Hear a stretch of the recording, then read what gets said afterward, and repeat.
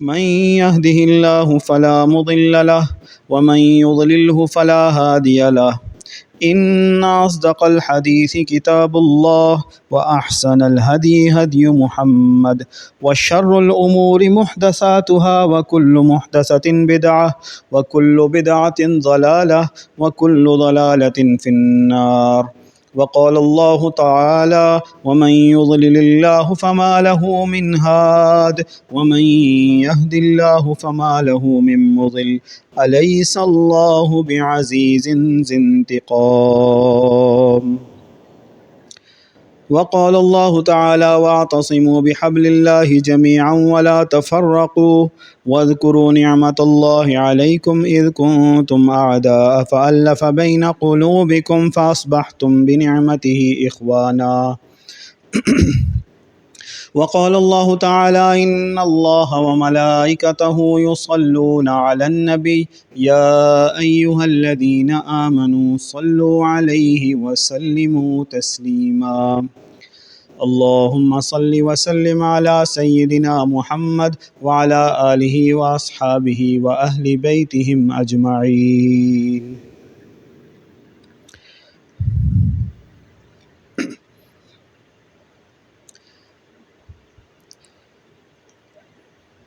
پاکستانیوں کو،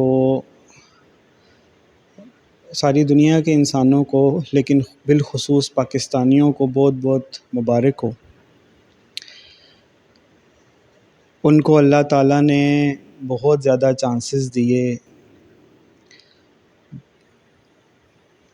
جیسے حضرت نوح علیہ السلام نے اپنی قوم کو کہا تھا، اپنی قوم کے بارے میں اللہ سے کہا تھا کہ اے اللہ میں نے ان کو ہر طرح سے دعوت دی، فلم یزدہم دعائی الا فرارا، لیکن میں جتنا ان کو تیری طرف بلاتا تھا اتنا ہی یہ فرار اختیار کرتے تھے۔ تو پاکستانیوں کو مبارک ہو، اللہ تعالیٰ نے قوم لوط کے اوپر پتھروں کا عذاب برسایا تھا، پاکستانیوں نے خود کو کوالیفائی کر لیا کہ ان کے اوپر کنکریاں اور پتھر نہیں، پورے پورے تودے گرے۔ اب مبارکباد ہی دے سکتا ہوں، اور میں کیا کر سکتا ہوں؟ بول بول کے گلا خشک ہو گیا، بلا بلا کے تھک گیا، لیکن کسی کا آنا تو دور کی بات، کسی کا سمجھنا تو دور کی بات، کانوں پہ جوں تک نہیں رینگی لوگوں کے۔ اللہ تعالیٰ نے پچھلی قوموں کو زلزلوں کے عذاب کے ذریعے تباہ کیا، پاکستانی قوم نے اس کے لیے بھی خود کو کوالیفائی کر لیا۔ اللہ تعالیٰ نے قوم سبا کو سیل العارم سے، بند ٹوٹ کر سیلاب کے عذاب سے اللہ تعالیٰ نے تباہ کیا، پاکستانیوں نے اس کے لیے بھی کوالیفائی کر لیا خود کو۔ اللہ تعالیٰ نے پچھلی قوموں کو آندھیوں کے طوفان سے تباہ کیا، پاکستانیوں نے ایسی حرکتیں کی کہ اس کے لیے بھی کوالیفائی کر لیا خود کو۔ پچھلی کسی قوم کو اللہ تعالیٰ نے ناپ تول میں کمی کی وجہ سے تباہ کیا تو پاکستانی اس کے لیے بھی کوالیفائی کر چکے ہیں۔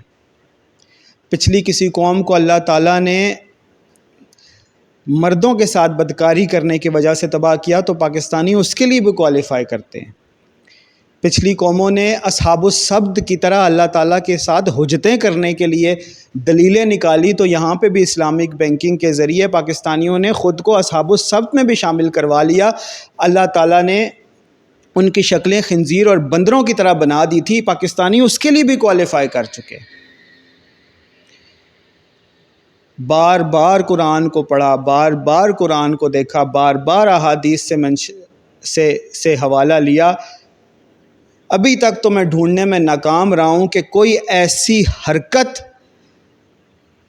کوئی ایسا کارنامہ جس کی وجہ سے اللہ نے پچھلی قوموں کو تباہ کیا ہو، وہ یہ قوم نہ کرتی ہو۔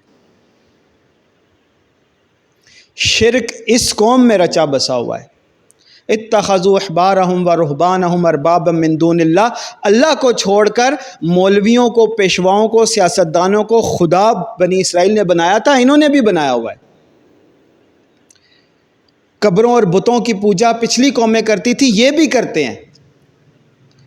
ناپ تول میں کمی پچھلی قومیں کرتی تھیں، یہ بھی کرتے ہیں، دکھاتے اور چیزیں، بھیجتے اور چیزیں، وزن اور بتاتے ہیں، دیتے کچھ اور ہیں۔ شرک میں یہ قوم مبتلا، سود میں یہ قوم مبتلا، زنا میں یہ قوم مبتلا، عمل قوم لوط میں انہوں نے تو ٹرانسجنڈر ایکٹس پاس کر کے اس کو قوم اپنے قانون کا حصہ بنا لیا کہ جاؤ آزادی ہے سر عام، جو مرضی کرتے پھرو۔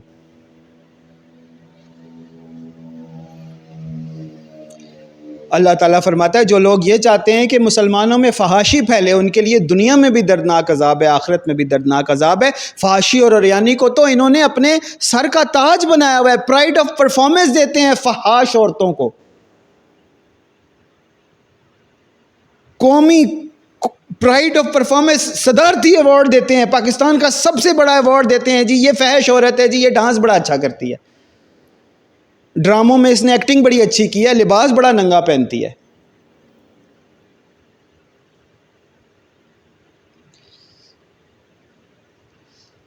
اور اب میں یہ نہیں کہوں گا کہ عذاب آ رہا ہے، مجھے تو اب کہنے کی ضرورت ہی نہیں ہے۔ جو لوگ پہاڑوں میں بستے تھے ان کو لگتا تھا سیلاب تو میدانی علاقوں میں آتے ہیں، وہاں فلیش فلڈز آنے لگ گئے، فلیش فلڈز۔ یہ آج سے چند سال پہلے پتہ ہی نہیں تھا ہوتا کیا ہے فلیش فلڈ۔ فلیش فلڈ ہوتا ہے اچانک اتنا پانی آ جائے کہ پہاڑوں میں بھی سیلاب آ جائے جہاں پہ ڈھلوان ہوتی ہے۔ 4 یا 5 سال پہلے نیلم ویلی میں کلاؤڈ برسٹ ہوا تھا، اس سے پہلے کسی نے نام ہی نہیں سنا تھا۔ پہاڑوں والے سمجھتے تھے یہ آفتیں، یہ سیلاب، یہ چیزیں جو ہیں نا یہ ادھر ہوتی ہیں میدانی علاقوں میں۔ اللہ تعالیٰ نے آسمان سے سمندر بہا دیے۔ پھر زلزلے آتے تھے تو میدانی علاقے والے سمجھتے تھے کہ زیادہ نقصان تو پہاڑی علاقوں میں ہوتا ہے، ٹھیک ہے ادھر تو ہم نے وہ بنا لی ہیں، وہ زلزلہ پروف عمارتیں بنا لی ہیں، تو میدانی علاقوں میں بند ٹوٹنے لگ گئے۔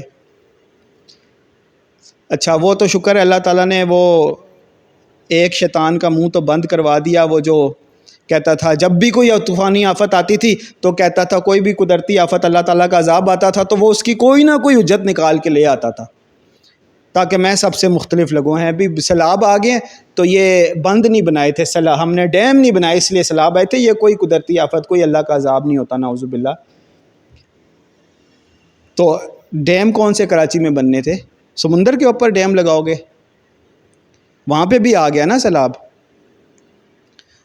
پہاڑی علاقوں میں آتا تھا تو کہتے تھے درخت نہیں لگائے، تو میدانی علاقوں میں آ گیا۔ میدانی علاقوں میں آتا تھا تو کہتے تھے جی ڈیم نہیں بنائے، تو پھر کراچی میں آ گیا۔ ادھر دونوں چیزوں کی، کسی نے کہا ہے کراچی میں ڈیم کی ضرورت تھی، نہ ادھر دریا ہی کوئی نہیں ہے، ڈیم کس پہ بنائیں گے؟ سمندر پہ بنائیں گے؟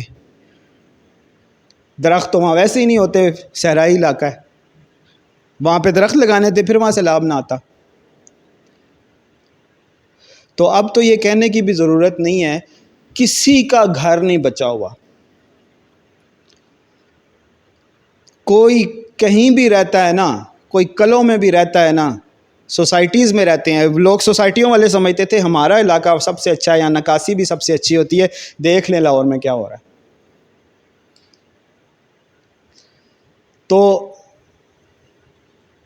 یہ صرف ان لوگوں کے لیے جن لوگوں کے اوپر عذاب آنا شروع ہو گیا ہے نا، تو ان میں سے تو اکثر کی تو توبہ کی توفیق ہی چھن جاتی ہے۔ تو یہ تو ان لوگوں کے لیے ہے جو غور کرنے والے ہیں، جو دل میں اللہ کا خوف رکھنے والے ہیں، جو خود کو سود، زناکاری، فحاشی، عریانی، شرک، ان گناہوں سے بچانے والے ہیں، اللہ کے علاوہ کسی سے امید نہیں رکھنے والے، قبروں اور مزاروں کے اوپر جا کر منتیں ماننے والے، چڑھاوے چڑھانے والے نہیں ہیں۔ ان کے لیے یہ چند باتیں ہیں،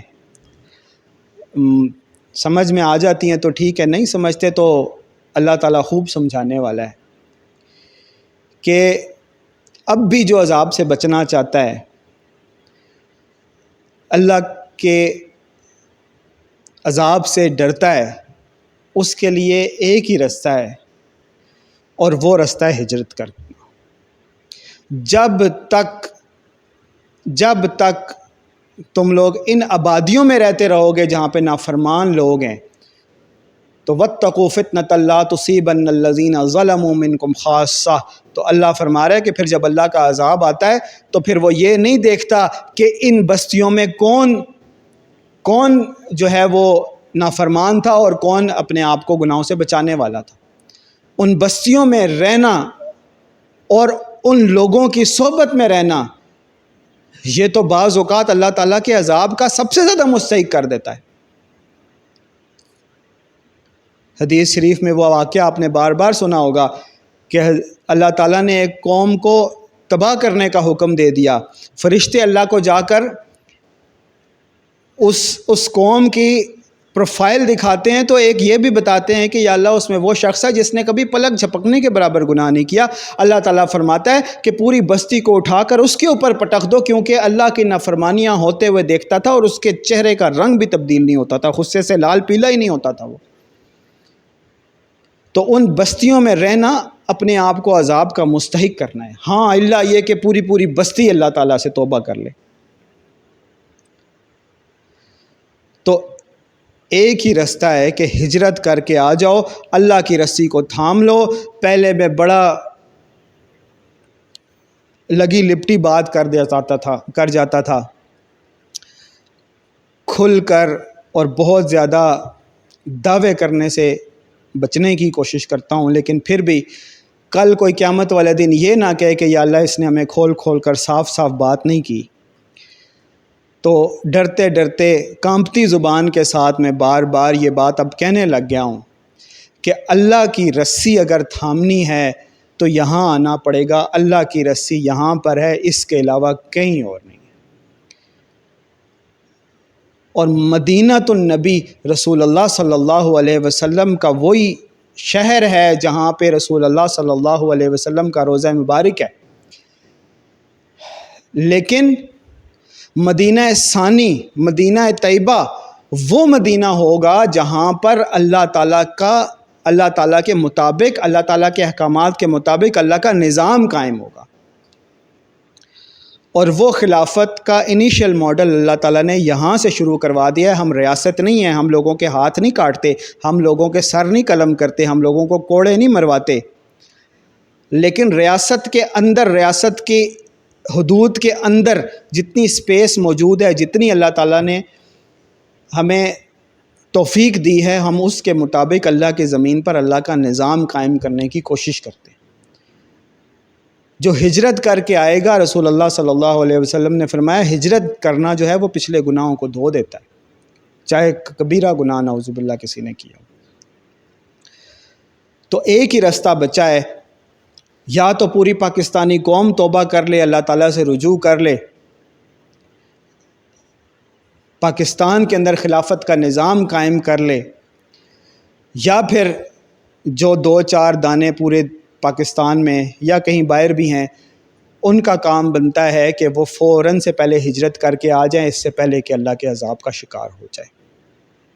اقول قولی ھذا واستغفر اللہ لی ولکم ولسائر المسلمین والمسلمات والمؤمنین والمؤمنات۔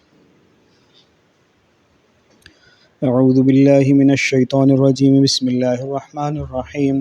الحمد للہ وسلام علی عبادہ الذین اصطفیٰ، الحمد للہ الذی لم یتخذ ولدا ولم یکن لہ شریک فی الملک، الحمد للہ الذی لہ ما فی السماوات وما فی الارض ولہ الحمد فی الآخرۃ وہو الحکیم الخبیر۔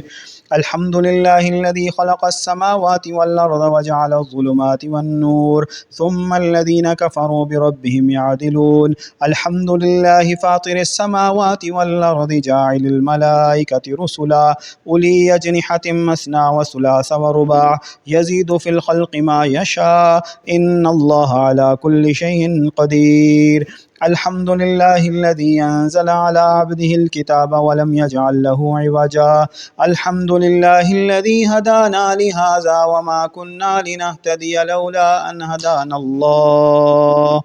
الحمد للہ الذی ہدانا لہذا وما کنا لنہتدی لولا ان ہدانا اللہ۔ الحمد للہ الذی ہدانا لہذا وما کنا لنہتدی لولا ان ہدانا اللہ۔ وقال الله تعالى إن الله اشترى من المؤمنين أنفسهم وأموالهم بأن لهم الجنة يقاتلون في سبيل الله فيقتلون ويقتلون وعدا علیہ حقا فی التوراۃ والانجیل والقرآن ومن اوفى بعهده من اللہ فاستبشروا ببیعکم الذی بایعتم به وذلک وهو الفوز العظیم۔ اللہ تعالیٰ کہہ رہا ہے کہ ہم نے تو مومنوں سے ان کے مال اور جان خرید لیے۔ ان اللہ اشترا، اللہ تعالیٰ نے خرید لیے ہیں، اشترا خرید لیے ہیں، پیسے دے کے خریدنا جو ہوتا ہے، تجارت کرنا۔ ان اللہ اشترا، بے شک اللہ نے خرید لیے ہیں، من المؤمنین، مومنوں سے، انفسہم، ان کا اپنا آپ۔ اللہ تعالیٰ نے مومنوں سے مومنوں کو خرید لیا ہے، وَأَمْوَالَهُمْ، اور ان کے سارے مال بھی خرید لیے ہیں، بِأَنَّ لَهُمُ الْجَنَّةَ، اور بدلے میں اللہ تعالیٰ نے کیا دیا ہے؟ بدلے میں اللہ تعالیٰ نے ایک چیک دیا ہے، جنت کا چیک، ریٹن ایگریمنٹ ہو گیا ہے کہ تمہیں جنت ملے گی، تمہارا جان اور مال، تمہاری ہر چیز، جان مطلب تمہارا اپنا آپ، تمہاری ہر چیز ہماری ہے۔ یہ ہوتا ہے مومن۔ مومن عبد ہوتا ہے، عبد، اللہ کا غلام ہوتا ہے، جس کی اپنی کوئی مرضی نہیں، اس کی تو جان بھی اللہ کی ہے۔ ان صلاتی و نسکی و محیای و مماتی للہ رب العالمین، میری نماز، میری قربانی، و محیای، میری پوری زندگی، و ممات، اور میرا جینا مرنا، ہر چیز اللہ کے لیے۔ تو جب سب کچھ اللہ کے لیے ہوتا ہے پھر خواہش نفس نہیں ہوتی۔ اللہ تعالیٰ کہتا ہے گھر بار چھوڑ دو تو چھوڑ دو، اللہ کہتا ہے مال اولاد سے دور ہونا پڑتا ہے تو ہو جاؤ۔ خواہشیں نہیں بنا کے رکھتا کہ یہ والی جاب ہوگی تو کروں گا، اس طرح کا گھر ہوگا تو رہوں گا، ایسا ماحول ملے گا تو ایکسیپٹ کروں گا، ایسا ملے گا تو نہیں کروں گا، یہ ہوا تو یہ کروں گا، یہ ہوا تو یہ نہیں کروں گا۔ نہیں، مومن حجتیں کرنے والا نہیں ہوتا۔ اگر حجتیں کرنے والا ہے تو پھر مومن نہیں ہے، پھر اللہ کا عذاب آ رہا ہے۔ اللہ کا حکم اس وقت یہی ہے کہ ظالموں کی بستیوں سے نکل جاؤ، جیسے اللہ تعالیٰ نے حضرت لوط علیہ السلام کو کہا تھا کہ اپنے گھر والوں کو سوائے اپنی بیوی کے لے کے رات کو یہاں سے نکل جائیں، اور پیچھے مڑ کے بھی نہیں دیکھنا۔